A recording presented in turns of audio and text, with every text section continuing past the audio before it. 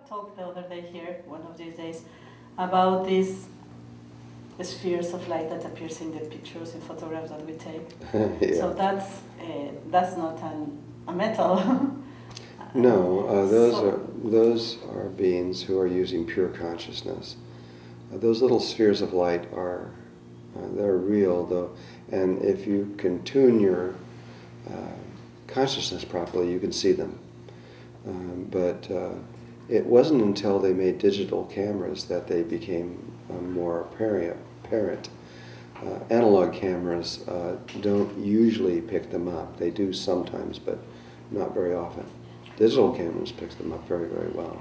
Who are these people? Why they are here? They prefer some moments at others. I have seen in ceremonies or in moments where people are very happy. There are a lot of these lights, and also in very sacred moments or sacred places. So who are these people? They're more involved than we are. They're on Earth, they're here. They're sometimes coming from another dimensional level of the Earth. If I don't know what the proportion is, but most of them are going to be indigenous people, because on consciousness levels they're farther advanced than we are, and they know how to sit in a room or a place or out in nature, and to use their light body to move around the world, and they're attracted to ceremonies and to sacred events because they know that those events are important. They're not attracted to parties too much and to the United Nations and things like this, because they just aren't. But and they're just people like you and me, only they have just learned a little bit more about themselves. That's all it is. I'll tell you a little story, and this is traceable. You can actually prove what I'm about to say. In Tucson, Arizona, about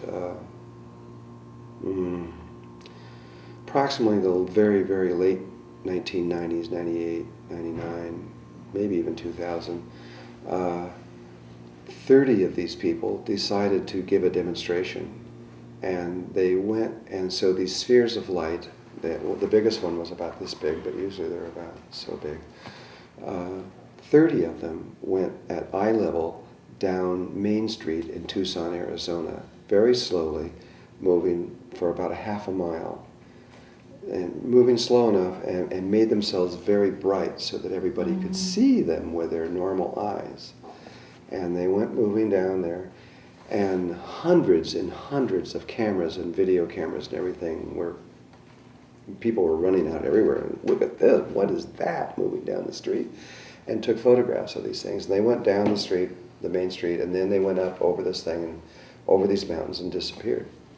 The next day, there were 6 pages in the Tucson, Arizona newspaper showing all these photographs from different people, different angles, different places, and everything else like that. And everybody's going, what is this? What happened? And it was just 30 people in a group that decided to let human beings have a little demonstration. And but it's interesting how something like that has very little effect on us, because even though we see it, we just let it go. And so right now, if you were to go talk to Tucson people, you would probably find very few that would even remember. But of course, you can go back into the newspaper and pull up those things and look at it and see that it really did occur. Mm-hmm. So sometimes are just spirits or energy, and sometimes are real people like you and me that know how to do this movement with their light body. They can be what you call spirits or real people that can do that. Either way, it all has to do with a level of consciousness. There are people who used to be people at one time, and you would not call this a ghost or a disincarnated spirit. These are beings who have chosen to remain in their light bodies and not reincarnate or move into a physical body. And they very often live in the forest and places. And it's another possibility of life, and there are some who have chosen that. Actually, quite a few.